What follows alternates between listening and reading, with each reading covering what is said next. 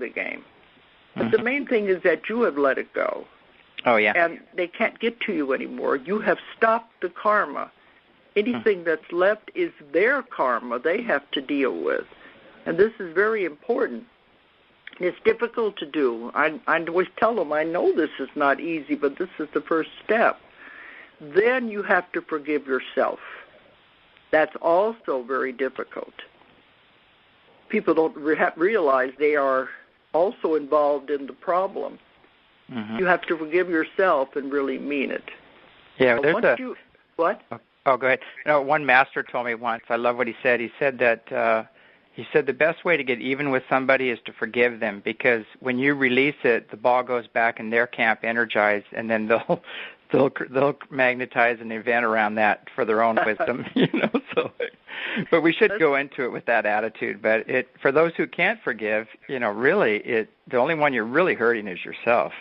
Oh, yes, because these people sometimes have made themselves sick. This is one of the main causes of cancer, holding on to this unresolved anger. And you're only hurting yourself. You're not hurting them. So that's what I mean. If you release it, then they're their karma. They're the ones that's going to have to deal with it because you've let it go. And it's a wonderful feeling when you do that. But forgiving yourself is important, too, because people have difficulty with that. Do you think it'd probably be wise for people just to sit down and meditate over their life story, you might say, here, and just make a list of everybody that they've encountered that maybe they were hurt by or had a bad experience, and then, each person make a little contract and then just rip it up even physically, and visualize it just ending, that story, that story is over and letting it go. Because that's why these people are in your life, because they're there to teach you something. And when I'm lecturing, too, I tell people we all have bad things happen in our lives. Everybody does. That's life. But what did you learn from it? They don't think of it that way. I said, if you learned even one thing from the experience, then that was the reason for having it. Yeah, it does seem that the people that gave you the most trauma are your biggest teachers, and even if it is just learn to love yourself and set those boundaries. I know I had some major lessons in that arena where I had trouble setting boundaries and with people, and I just thought everybody thought the same way I did and lived under the same rules, and got some real hard lessons in that arena.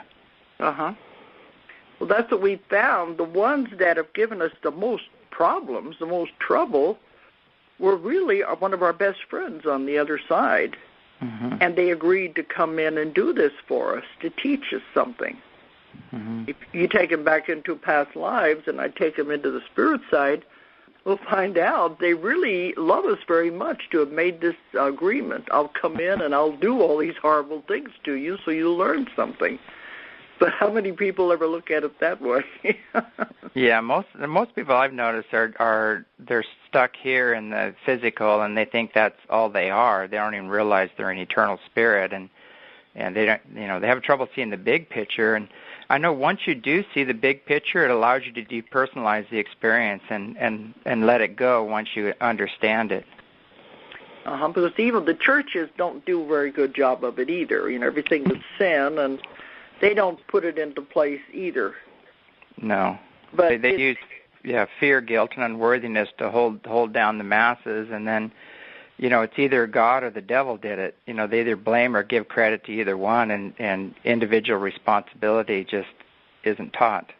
Yeah, because that's what it's all about, to teach us some kind of a lesson. And when you go back into other lives, you can see exactly why you're doing this. You did the same thing to somebody else. You always have to be on the opposite side of every coin, of every situation. Oh, yeah.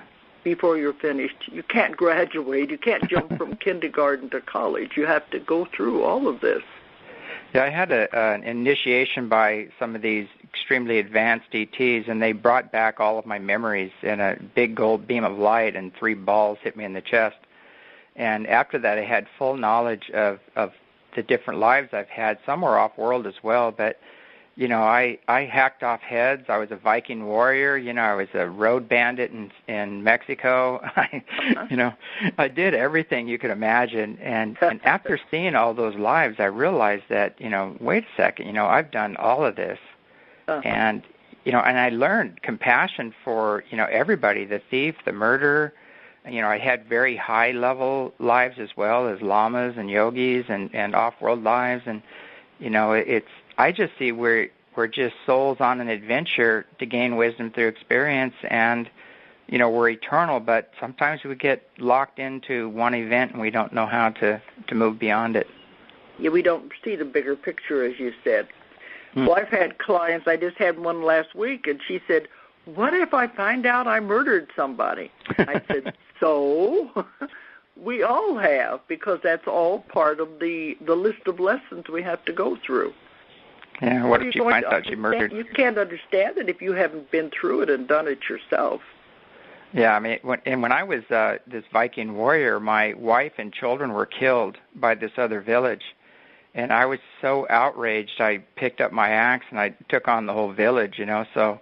I know I've just done some pretty destructive things in my past, fueled by a lot of rage and anger and deep wounds.